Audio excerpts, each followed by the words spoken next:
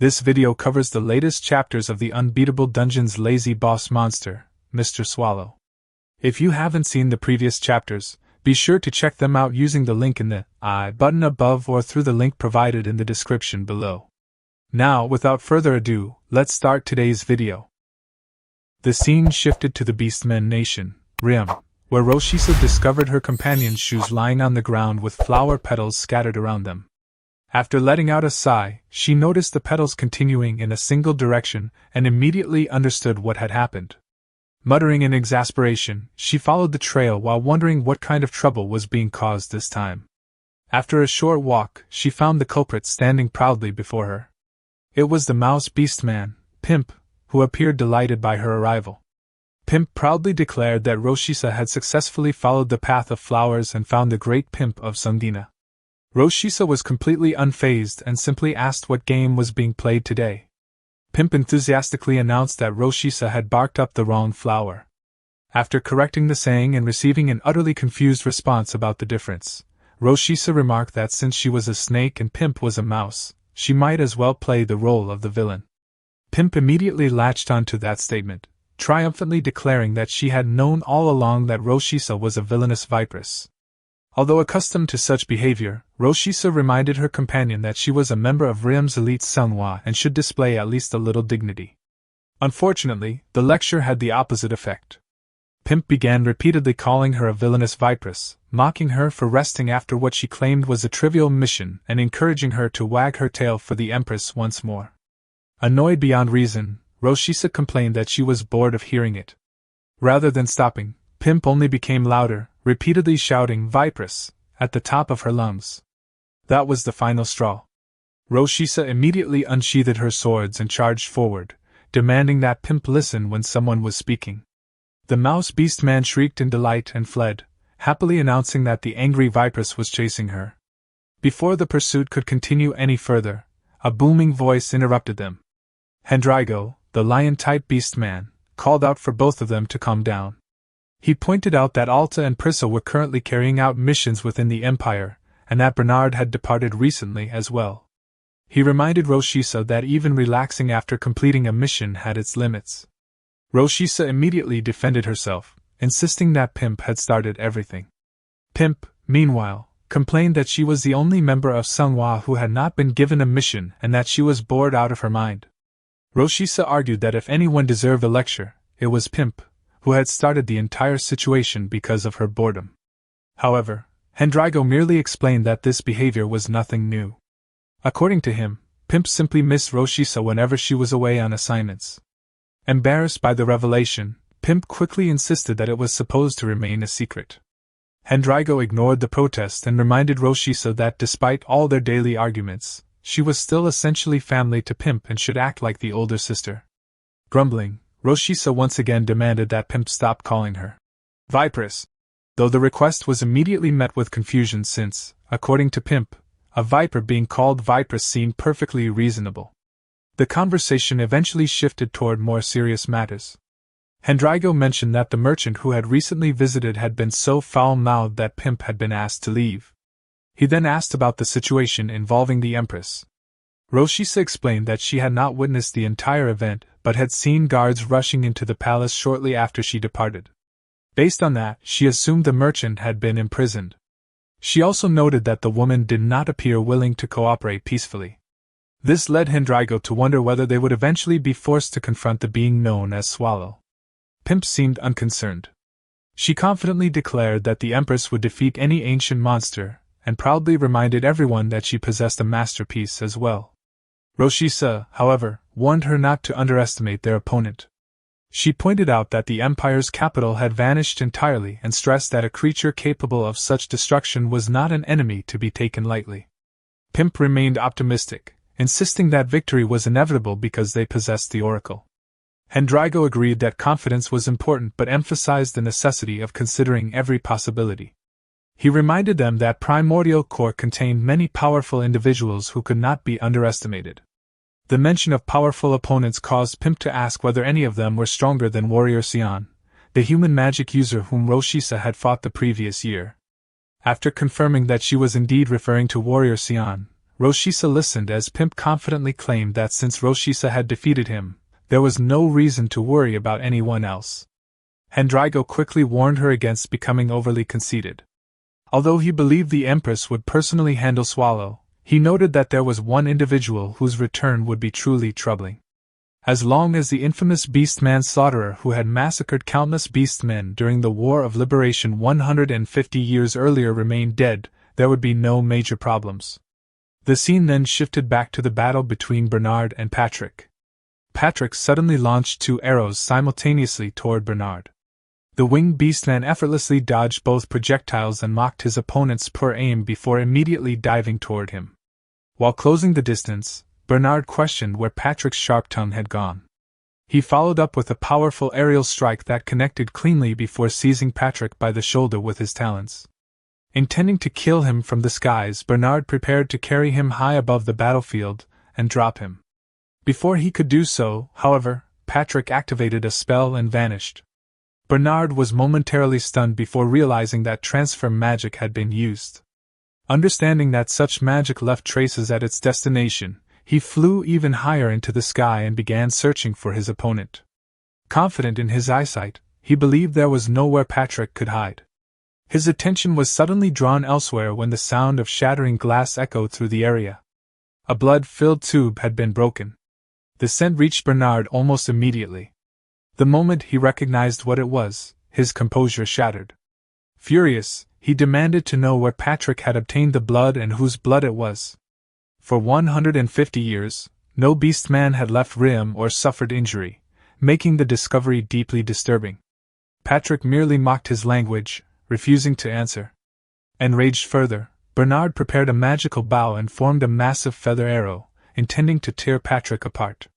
Before he could attack, a brilliant light erupted from the ground. Patrick had activated a powerful magic scroll. Bands of blue magical energy shot upward, wrapped themselves around Bernard, and slammed him into the ground.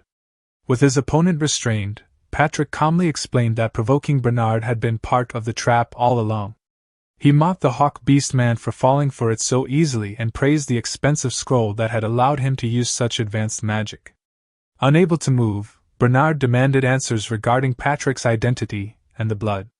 Patrick casually explained that he had kept the blood for many years specifically because he believed it would eventually prove useful. Since beastmen cared deeply for one another, he considered it perfect bait. The answer only strengthened Bernard's suspicion that Patrick was not truly human. Patrick responded with amusement, and praised Bernard's quick thinking before deciding to reveal his identity properly. Removing the helmet of his full plate armor, he exposed the skeletal face hidden beneath. Then he introduced himself. His name was Patrick. The revelation immediately raised new questions. Bernard wanted to know whether Patrick had come from Primordial Core, while Patrick countered by asking whether Bernard had come from Rim. While outwardly maintaining his composure, Bernard's thoughts raced. He wondered whether the Duke had connections to Primordial Core, whether the leprechauns were involved, or whether Roshisa had somehow made a mistake. He demanded to know why Patrick had come. Patrick expressed surprise that Bernard genuinely seemed unaware. After confirming the truth with a low-level truth detection scroll, he admitted that he was shocked by the response and decided to ask different questions instead. When Bernard pointed out that he had no reason to cooperate, Patrick surprisingly agreed. Claiming that basic courtesy was necessary, he released the restraints and invited Bernard to talk.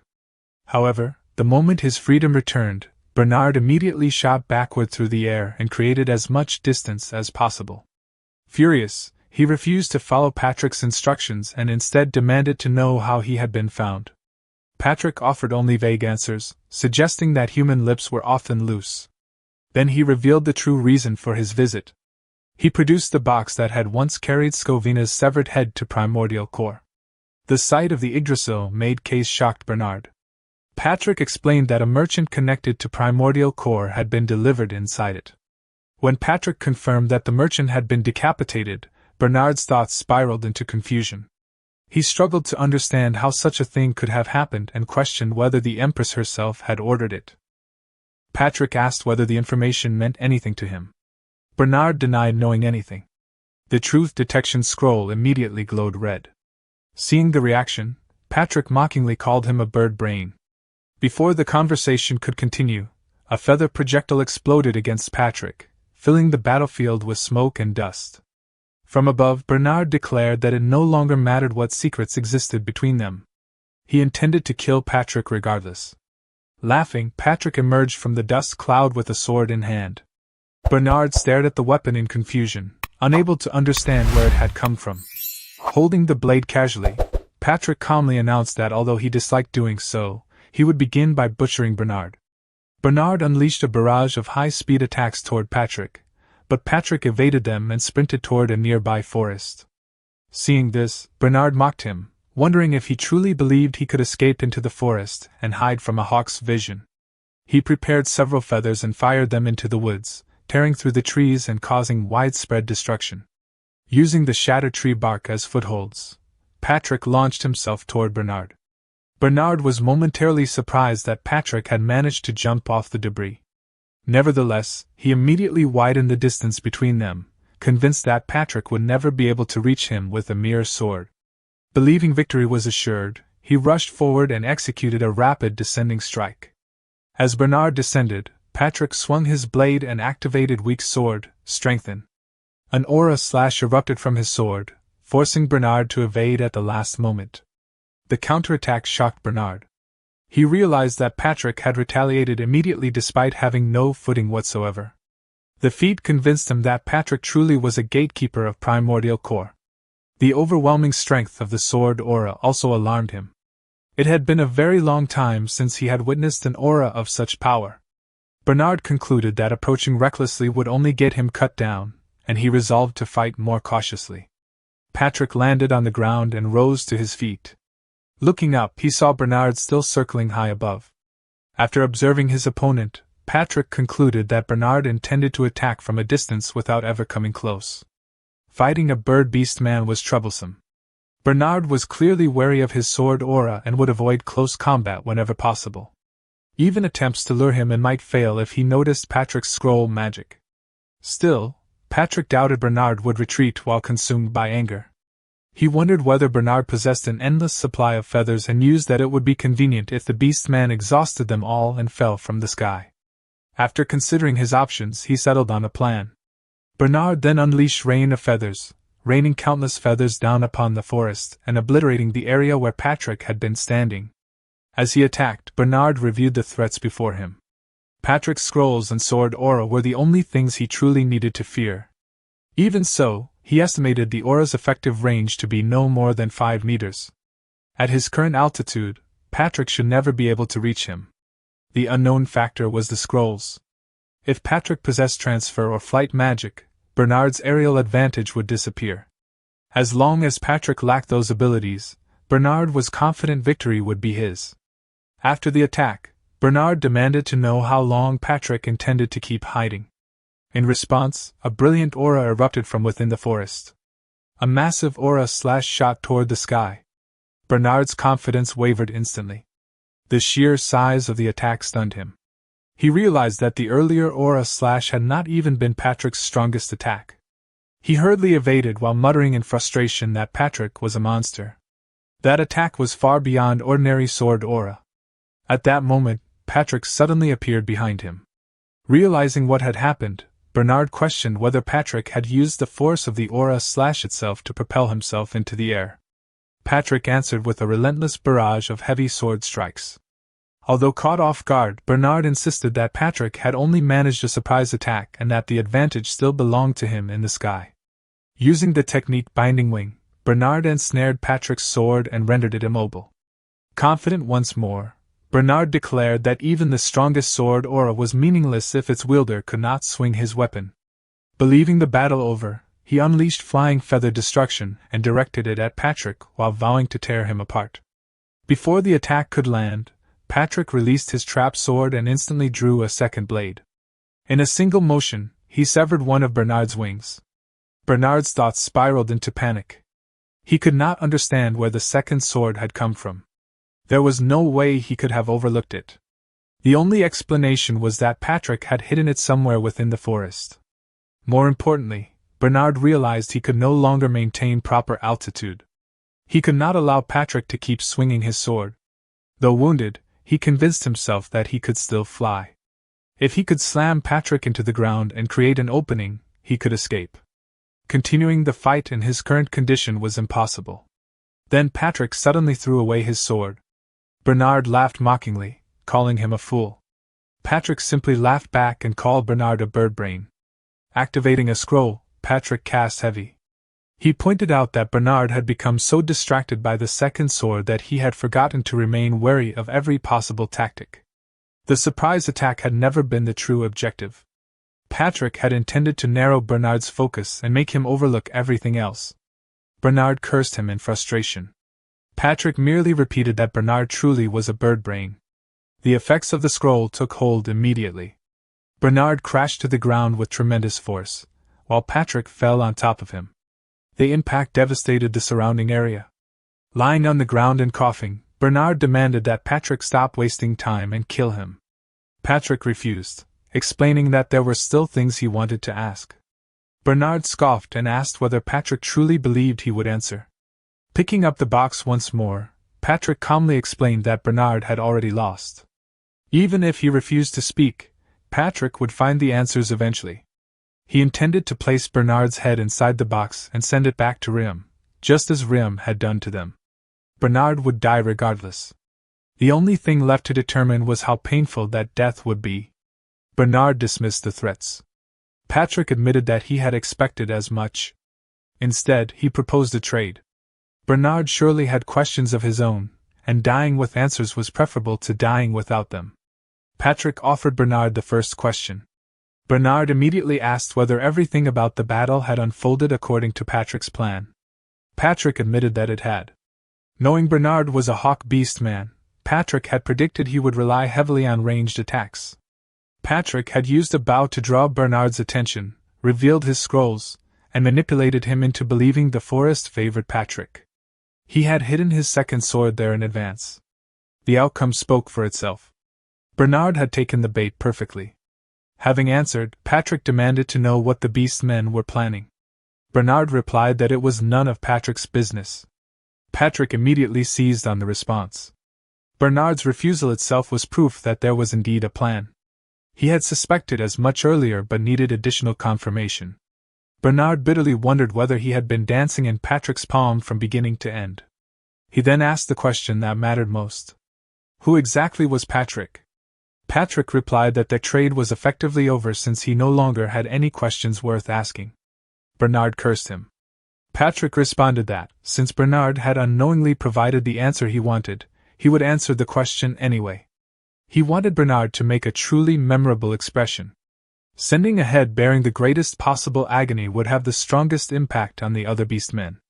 Patrick then asked Bernard's age. After some reluctance, Bernard admitted that he was over 165 years old. Patrick remarked that he looked remarkably young and noted that someone of Bernard's age must have been present during the War of Liberation.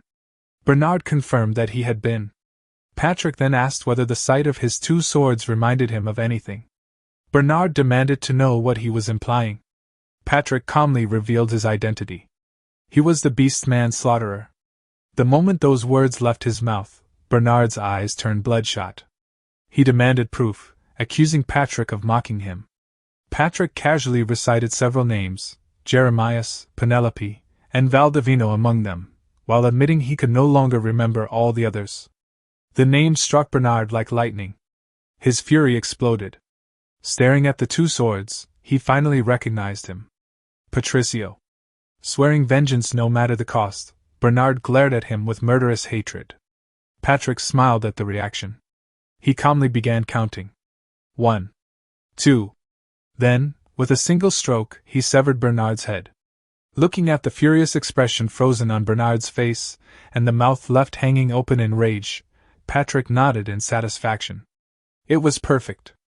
Exactly the expression he had wanted.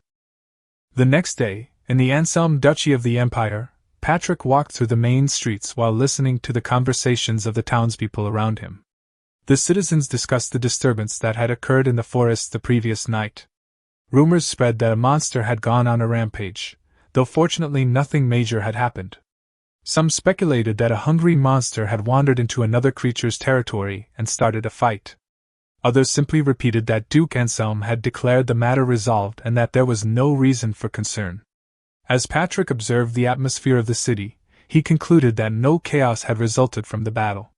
That was a relief. Since an incident involving a beast-man could not be openly publicized, it appeared the Duke intended to suppress the matter entirely. Patrick reflected on how he had hidden Bernard's head inside the crate and disposed of the body through a summon. There was no reason for suspicion to fall upon him. Everything had unfolded exactly according to plan, granting him some breathing room. He found a certain satisfaction in handling matters personally, especially after the recent difficulties caused by his boss. While walking, Patrick noticed a large signboard and stopped in front of an enormous building. The workshop's size was impressive, fitting for the imperial capital. He entered and greeted the staff. A receptionist immediately welcomed him to the myriad workshop, proudly declaring that the establishment possessed everything in existence. Patrick stated that he wished to purchase magic scrolls in bulk. The receptionist froze for a moment, visibly startled by Patrick's immense stature. When Patrick questioned whether the store was open, the employee quickly recovered and confirmed that it was. As the conversation continued, Patrick reflected that if he had still been capable of using polymorph, he could have appeared at a more ordinary height. Ever since obtaining his current body, he frequently forgot just how small humans normally were. The employee apologized, explaining that Patrick's imposing appearance had caught him off guard. Patrick privately noted that thanks to the fame of Dragon Hunter Cardi, people had become aware that humans of extraordinary size existed. Humans were remarkably willing to judge others based on appearance, which often worked in his favor. The receptionist then explained that bulk purchases of magic scrolls required special authorization and could only be processed by a supervisor. Since the magic tools section had not yet opened, a manager would need to be summoned. The employee offered Patrick a place to wait or suggested browsing the weapon selection on the second floor. Patrick chose to wait. After taking a seat on a nearby sofa, he noticed a young woman already sitting there. As he settled down beside her, he began organizing his thoughts. He found it strange that different floors of the same store opened at different times. Still, the wait gave him an opportunity to reflect.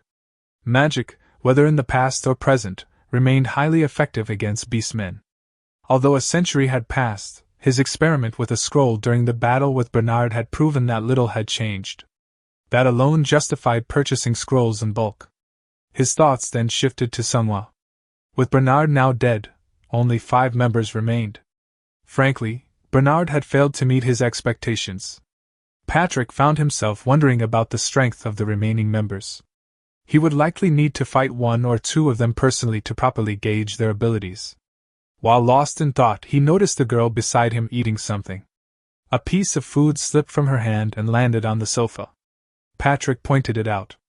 The girl, startled by the sudden voice, apologized and asked where it had fallen. While trying to locate it, she accidentally crushed it instead. Patrick called for an employee and requested something to clean the mess. A staff member quickly arrived and wiped the sofa. The girl apologized again, explaining that she could not see. The employee reassured her that it was not a problem and informed Patrick that the manager would arrive within 10 minutes. Relieved, the girl let out a sigh. Patrick asked whether her companions were upstairs. She explained that they were preparing equipment for an upcoming journey. Because weapons and swords were being handled on the upper floor, they had asked her to wait downstairs. Patrick remarked that her companions seemed considerate. She admitted that one of them was often poor at reading the mood but nevertheless took good care of her despite believing herself to be little more than a burden. Patrick found himself wondering whether she was speaking about someone she cared for romantically. It had been a very long time since he had thought about such emotions. Curious, he asked what had happened to her eyes. She explained that she had been attacked by orcs. Patrick immediately wondered whether they had been the Nerkumble orcs. Although she could not confirm it, Patrick suspected as much. Orc activity had only begun increasing recently, making the conclusion obvious. He then asked whether her journey was motivated by revenge. She shook her head and explained that she did not want her companion getting hurt because of revenge. When she referred to a companion, Patrick mistakenly assumed she meant a husband and commented that she seemed too young to be married. Flustered, she quickly denied it. Patrick silently observed her situation. Unable to see, she depended heavily on others. To him, it seemed like a painful existence. Nevertheless, he complimented her for being sensible. Confused, she asked what he meant. Patrick brushed the comment aside. Since Nirkumble had already fallen, a quest for revenge would have been meaningless anyway. The girl then revealed that her companion intended to heal her eyes. Patrick immediately understood that restoring her sight was the true purpose of their journey. She explained that they were searching for an artifact known as the Eyes of Lamb. Patrick recognized it instantly as one of the 36 masterpieces. Privately, he withdrew his earlier praise. Searching for a masterpiece was hardly a sensible undertaking. Outwardly, however, he remarked that locating it would not be easy and that her companion must be highly skilled. She confidently agreed, insisting that he was strong. Patrick asked whether the man used a sword. When she answered yes, he became intrigued. The trust in her expression was absolute. A swordsman capable of seeking out a masterpiece was no ordinary individual. Patrick found himself wondering whether men of that caliber still existed within the Empire. Even if he never crossed swords with a man, he wanted to see what kind of person he was. Patrick casually asked whether they had already decided on their destination. Sensing her hesitation, he clarified that he was merely curious and had no interest in the masterpieces themselves.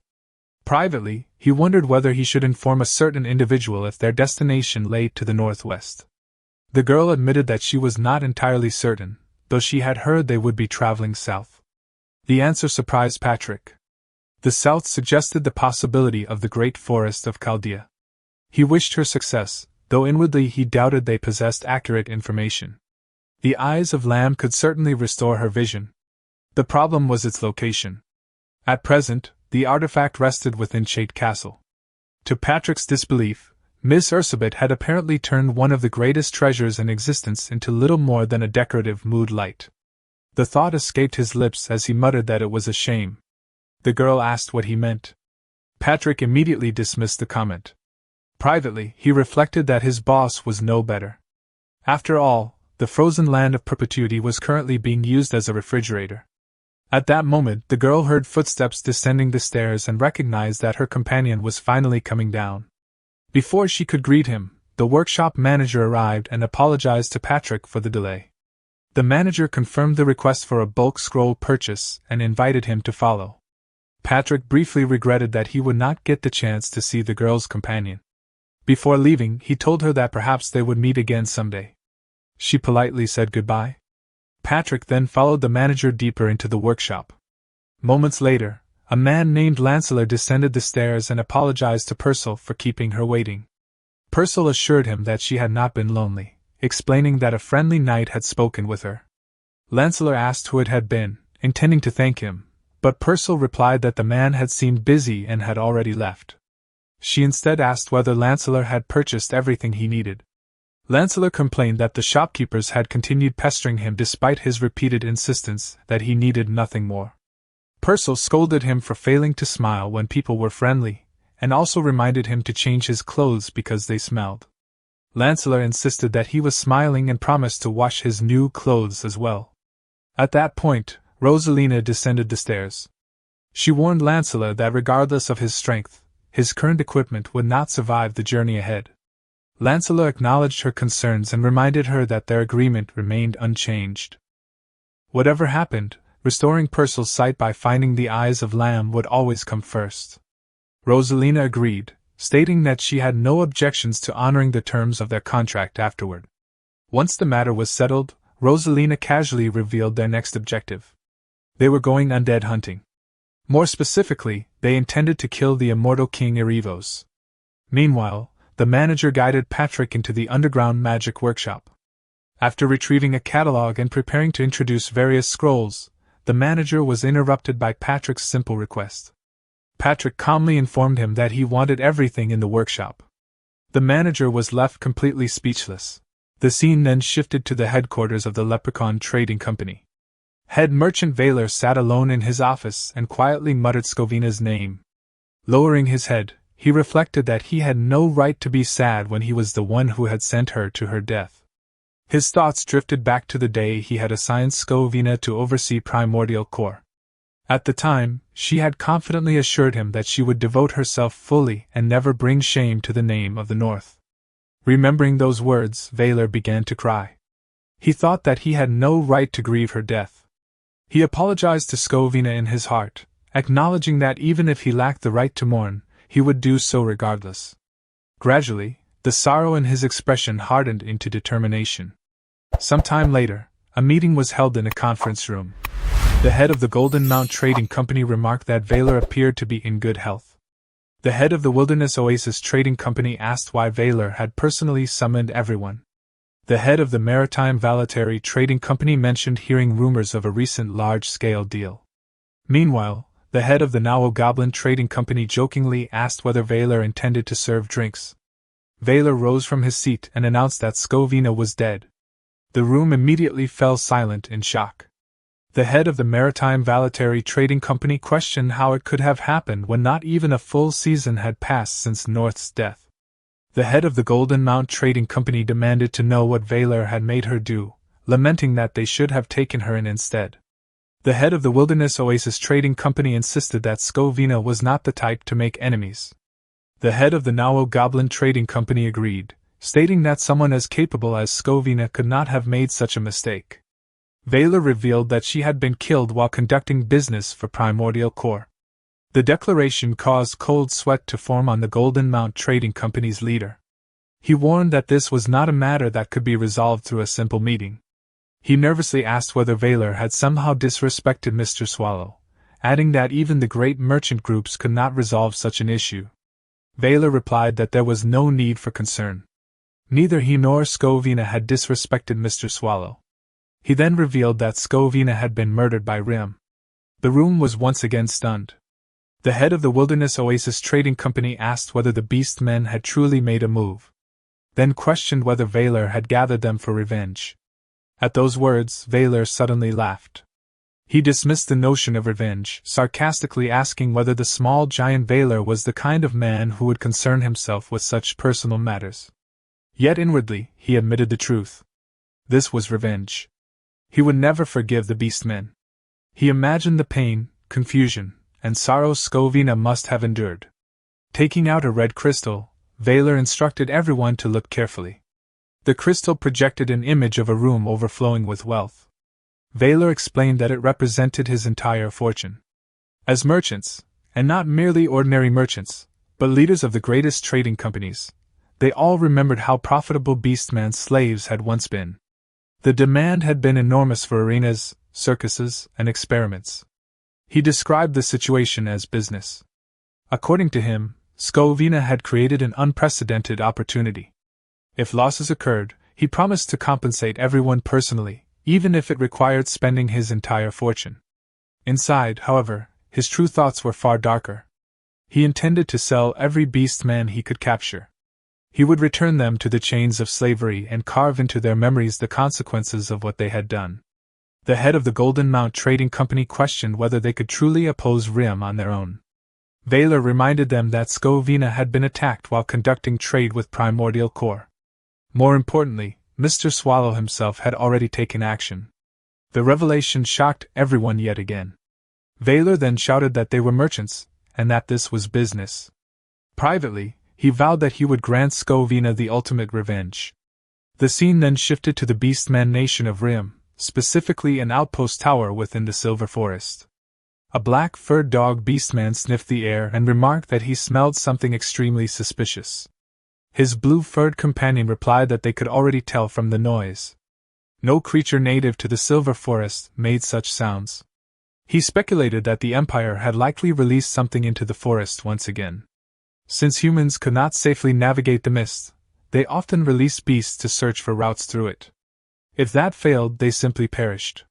This time, however, whatever had been released was making far too much noise. He suggested that they should eliminate it. The black-furred beastman agreed but admitted that he was also concerned about what Gab-san had reported the previous day. He recalled Gab-san describing a massive silhouette in the distance with glowing red eyes, a creature that looked as though it could devour him whole. The blue-furred beastman dismissed the story, pointing out that Gab-san was notoriously timid. Nevertheless, the black-furred beastman wondered whether the Empire had released a monster instead of an ordinary beast. The blue-furred beastman admitted that it seemed likely. Judging by the behavior, the creature appeared to be attacking rather than searching. The black-furred beastman concluded that it was probably beyond the two of them to handle and that they should focus on guarding their post. Some time later, a monkey beastman arrived at the tower accompanied by several others. He announced that guard duty had been suspended and ordered everyone to follow him. They had been instructed by Sunwas Hendrigo to investigate the source of the strange noise. The guards promptly obeyed. As they traveled, the black-furred beastman remarked that they were being forced to hunt it after all. Since it had been described as enormous, he wondered whether it possessed large fangs. The blue-furred beastman suggested it might be a golem. The black-furred beastman questioned whether golems even made sounds, arguing that they merely rattled. Regardless of its nature, he insisted that it smelled awful. The blue-furred beastman teased him, asking whether he was simply overreacting because he was a dog. The black-furred beastman immediately pointed out that his companion was also a dog. The blue-furred beastman responded that his sense of smell was nowhere near as sensitive.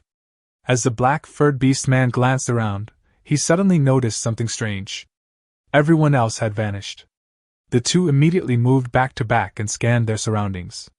The blue-furred beastman demanded to know what was happening and wondered whether they had somehow lost the others. The black-furred beastman firmly denied the possibility. The group had been right beside them moments ago. There was no way so many individuals could simply disappear. The blue-furred beastman ordered him to track them by scent. The black-furred beastman replied that he was already trying, but the overwhelming stench in the air made it impossible to distinguish anything else. The blue-furred beastman cursed the humans and whatever monstrosity they had unleashed. The instant he finished speaking, the black-furred beastman disappeared as well. The blue-furred beastman stared in horror. He wondered where his companion had gone, and what kind of creature could accomplish such a thing. Shouting into the forest, he demanded that the monster reveal itself. Whatever trick it had used, he refused to stand by helplessly. At that moment, a hand rose behind him. Patrick calmly responded that he was already there. The blue-furred beastman turned around. A moment later, a scream of agony echoed throughout the forest. The following day, deep within the silver forest, Patrick sat inside a wooden house. He reflected that Rim's isolation did not mean it was entirely disconnected from the outside world. The beastmen still traded with allied tribes for information and foreign goods. The Yaksha, for example, were known to have visited Rim before. At that moment, Gnome, a merchant affiliated with Rim, arrived at Patrick's location.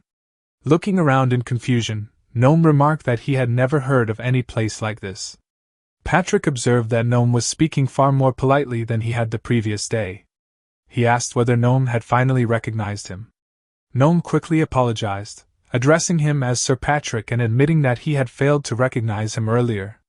As he noticed several beastmen hanging nearby, Gnome grew visibly nervous and cautiously asked what Patrick was doing there. Patrick casually replied that he was conducting torture, though he personally preferred the term butchering. He then asked whether Gnome had brought the requested item. Trembling, Gnome confirmed that Patrick was referring to a map of Rim. He attempted to discuss the proposed deal. Patrick immediately cut him off. He asked whether Gnome intended to refuse, stating that he had expected such a response. If it was a matter of merchant honor and trust, Patrick had no interest in hearing it. At that moment, one of the captured beastmen shouted for Patrick to kill him. Patrick glanced over and calmly remarked that barking was unnecessary while he was speaking. Gnome tried once more to explain that it would be better to pretend the deal had never existed. Again, Patrick interrupted him.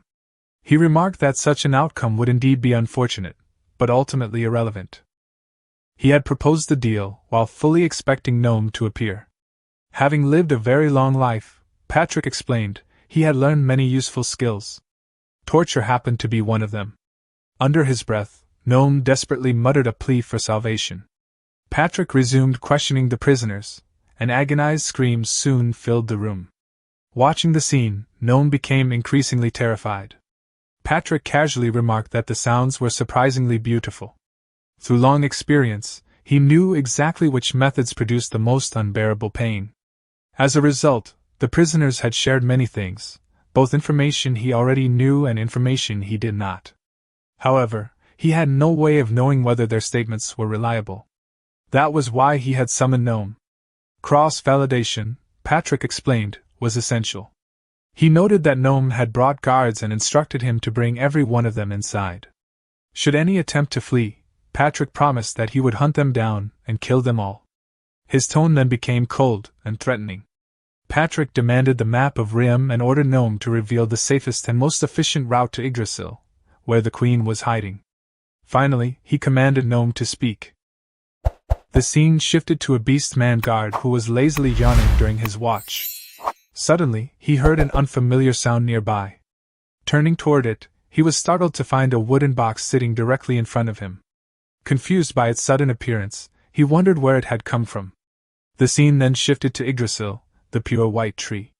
Within one of its pristine white chambers, the Empress of Riam, Pestilentia Fielcaroliana, lay upon the floor. Gazing upward, she questioned whether it was acceptable for her to believe that her actions were righteous. Moments later, she burst into manic laughter, overcome with joy. A brilliant light shone within her eyes, and after a brief moment, she sat upright and declared that she understood God's will. At that moment, someone entered the chamber. The newcomer apologized for interrupting without proper etiquette, explaining that urgent and unfortunate news had arrived. The Empress turned toward the speaker and recognized him as Hendrigo.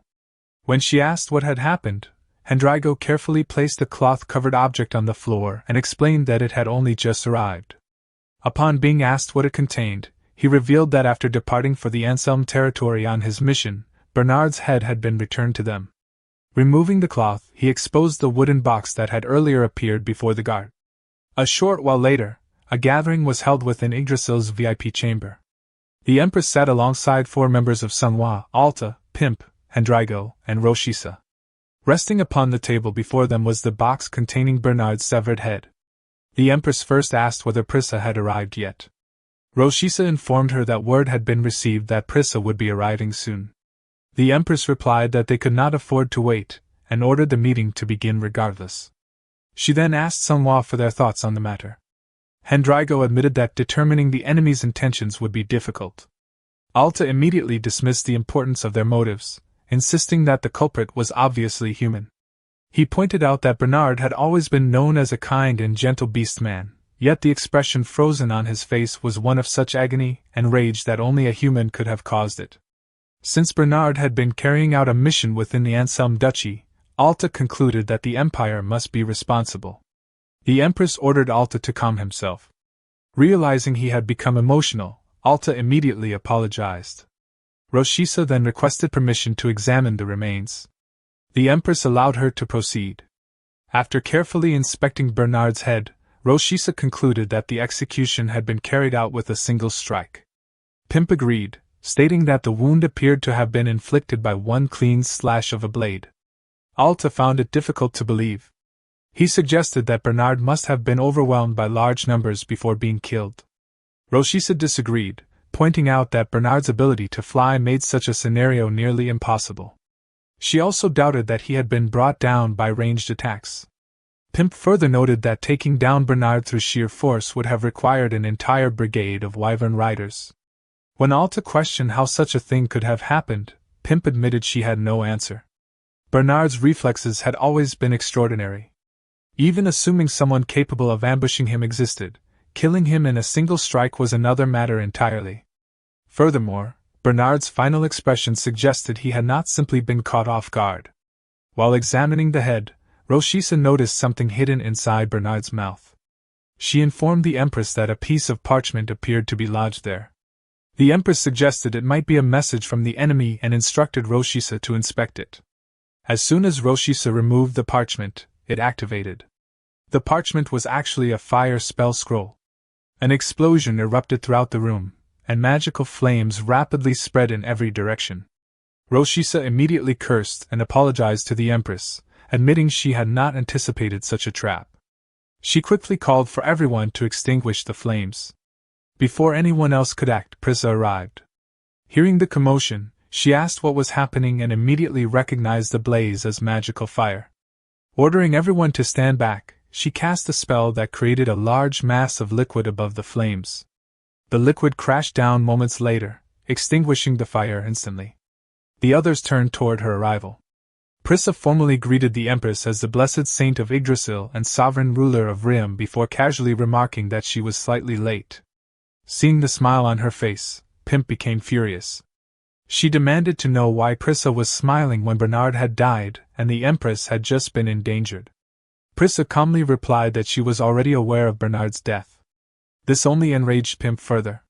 She questioned how Prissa could laugh under such circumstances and angrily demanded whether she wished to die. Prissa merely asked whether Pimp was actually capable of carrying out such a threat. Before the argument could escalate into violence, the Empress intervened and ordered them to stop. Prissa immediately apologized. She stated that Bernard's death was genuinely regrettable and insisted that she had not intended to mock him. She respectfully requested forgiveness for her behavior. The Empress then questioned her about the reason for her delay. Prissa explained that while returning, she had discovered an undead army. Wanting to gather information, she had attempted to approach Arivos, which had delayed her arrival. Hendrigo was surprised. He questioned whether Arivos had somehow returned despite previously being defeated by Swallow. The Empress remarked that an undead creature returning from death was not particularly shocking and instead asked what information Prissa had gained. Prissa admitted that she had only confirmed Arivos' existence from a safe distance. The Empress agreed, stating that Prissa's safe return was more important than investigating the undead. She reminded everyone that a more pressing matter demanded their attention. Prissa thanked her before redirecting the discussion to Bernard's death. She noted that sending Bernard's head back to Riam was an obvious provocation and suggested that the Empress likely already had some idea of the enemy's true motives. The scene then shifted back to the Silver Forest. Patrick remarked that it appeared Manhwa had been completely unaware that Scovina's head had been sent to Primordial Core. Based on the circumstances, he assumed the decision had been made solely by the Queen herself. Valor questioned why any of that mattered now. Patrick acknowledged that it probably did not. However, he believed the Beastmen were now experiencing the same grief and turmoil that Primordial Core had felt after Scovina's death. In his view, anything less would have made the entire affair far less enjoyable. Valor laughed and agreed. He wondered whether that meant Manhwa still failed to fully understand the situation. Patrick replied that it was certainly possible. While Bernard's death would undoubtedly anger them, he doubted it would disturb them to the extent he desired. Valor laughed once more and declared that they should ensure the Beastmen became truly disturbed. Genius protagonists, overwhelming growth, and legendary battles, this is your battlefield. We're just steps away from 20,000 subscribers. Subscribe now and rise with us.